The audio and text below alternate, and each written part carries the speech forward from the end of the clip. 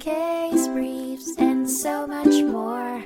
LSData's got what you're looking for.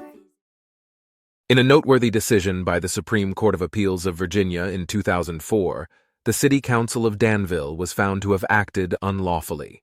Danville homeowner Carl T. Norton tangled with both the City Council and the local Commission of Architectural Review over the replacement of his front door, sparking a larger conversation about the extent of a city's regulatory power. After experiencing multiple burglaries in his house, situated in the historic district of Danville, Norton replaced his wooden front door with a glass-paneled alternative on the advice of the police. The decision was not well received by the city's Commission of Architectural Review, which subsequently denied Norton's application for a certificate of appropriateness, essentially a warrant required to make changes on his residence. Wanting to restore the status quo, they insisted Norton should revert his house front door back to its original wooden form.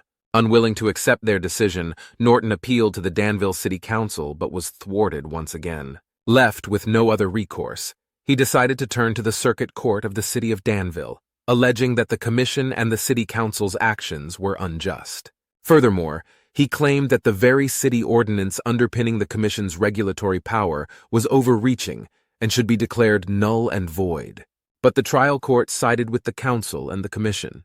However, Norton's journey didn't end there. Upon further scrutiny by the Supreme Court of Appeals, it was determined that the City Council had failed in its obligation to provide reasonable evidence to support their decision.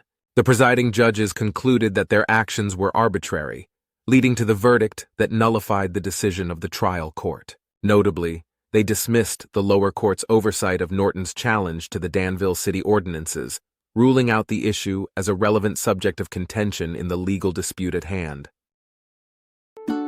Case briefs, and so much more. LSData's got what you're looking for. Visit lsd.law, elevate your mind. Leave the stress of climb.